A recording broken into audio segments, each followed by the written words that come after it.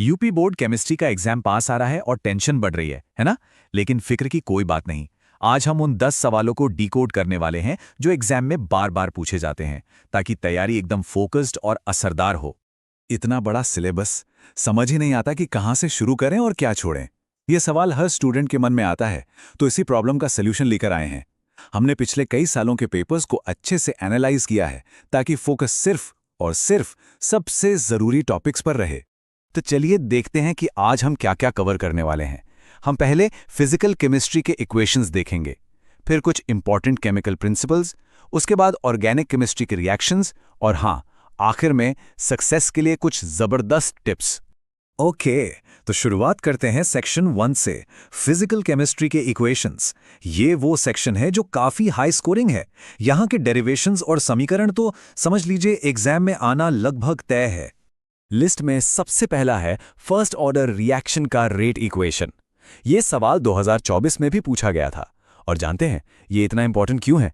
क्योंकि ये chemical kinetics यानी रासायनिक गतिकी की बिल्कुल फाउंडेशन है। अब इसका डेरिवेशन देखने में शायद थोड़ा मुश्किल लगे, पर है बहुत सिंपल। चलिए स्टेप बाय स्टेप देखते हैं। स्टेप 1, रेट लॉ से शुरू करते हैं। स्टेप 2, इक्वेशन को इंटीग्रेट करते हैं। और स्टेप 3, नेचुरल लॉग को लॉग बेस 10 में कन्वर्ट कर देते हैं। बस इससे कैलकुलेशन बहुत आसान हो जाती है। और ये रहा फाइनल फॉर्मूला। इसे तो बिल्कुल दिमाग में सेट कर लीजिए, सारे न्यूमेरिकल्स इसी से सॉल्व होंगे। और हाँ, एक प्रो टिप, एग्जाम में इसे हमेशा एक बॉक्स में डाल दें, पूरा इंपैक्ट पड़ता है।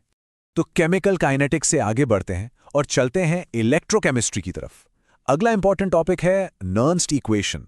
ये भी 2024 और 2021 दोनों साल पूछा गया था, तो इसकी इंपॉर्टेंस तो आप खुद ही समझ सकते हैं। ये जो फॉर्मूला है, ये नर्न्स्ट इक्वेशन का सिंप्लीफाइड वर्जन है, जो स्टैंडर्ड टेम्परेचर यानी 25 डिग्री सेल्सियस पे यूज होता है। यहां पर Q का मतलब है रिएक्शन कोशेंट। जितने भी न्यूमेरिकल प्रॉब्लम्स आते हैं ना, उनको सॉल्व करने के लिए ये फॉर्मूला सुपर इंपॉर्टेंट है। चलिए, इलेक्ट्रोकेमिस्ट्री से अब हम चलते हैं सॉल्यूशंस चैप्टर की तरफ। और यहां एक हॉट टॉपिक है कॉलिगेटिव प्रॉपर्टीज। इससे अक्सर सवाल बनते ही बनते हैं, खास करके relative lowering of vapour pressure का डेरिवेशन। ये डेरिवेशन हमें राउल्ट्स लॉ पर बेस्ड एक बहुत ही सिंपल और पावरफुल फॉर्मूला तक ले जाता है।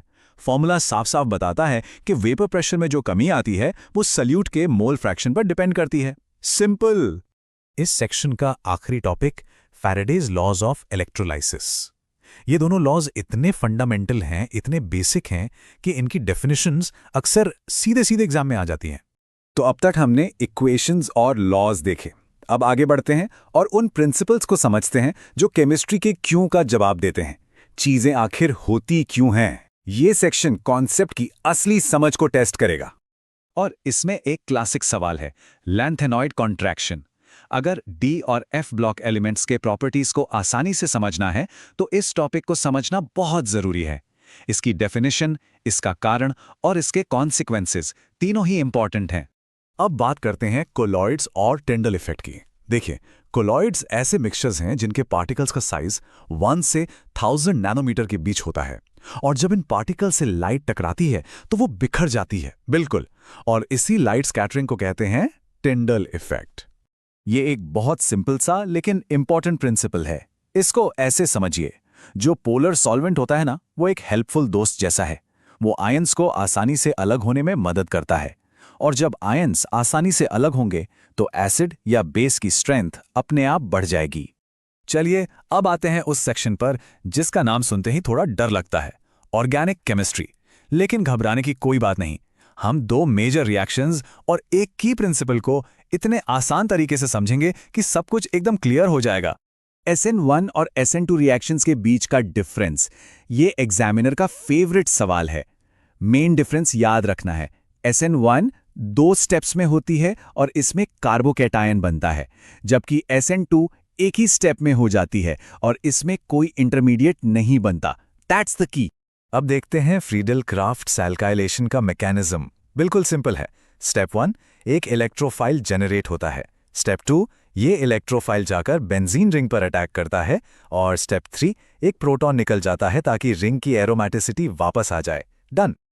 और इस सेक्शन का आखिरी टॉपिक है factors affecting acidity of carboxylic acids. वैसे तो कई फैक्टर्स हैं, पर दो सबसे इंपॉर्टेंट हैं, इंडक्टिव इफेक्ट और रेजोनेंस। ये दोनों ही कार्बोक्सिलेट आयन को स्टेबल बनाते हैं, जिससे एसिडिटी बढ़ जाती है। तो सब कुछ जानना एक बात है और उसे एग्जाम में अच्छे से प्रेजेंट करना बिल्कुल अलग बात। इसी से मार्क्स का सारा खेल बदलता है। तो चलिए अब देखते हैं कि अपने मार्क्स को मैक्सिमाइज कैसे किया जाए। कुछ गोल्डन रूल्स हमेशा याद रखिए। डेरिवेशंस को स्टेप बाय स्टेप लिखना है। फाइनल फॉर्मूलाज को हमेशा एक बॉक्स में डालना है और जहां जरूरत हो साफ सुथरे डायग्राम्स जरूर बनाने हैं। ये छोटी छोटी चीजें ही एक्स्ट्रा मार्क्स दिलवाती हैं। तो ये थे यूपी बोर्ड केमिस्ट्री के 10 सबसे इंपॉर्टेंट क्वेश्चंस। हमने सबसे क्रिटिकल क्वेश्चंस और उन्हें आंसर करने का तरीका कवर कर लिया है। अब बॉल आपके कोर्ट में है। इस पूरे ब्रेकडाउन के बाद सबसे पहला टॉपिक कौन सा रिवाइज करने वाले हैं? याद रखिएगा, प्रैक्टिस ही सब कुछ है। एग्जाम्स के लिए ऑल द वेरी बेस्ट।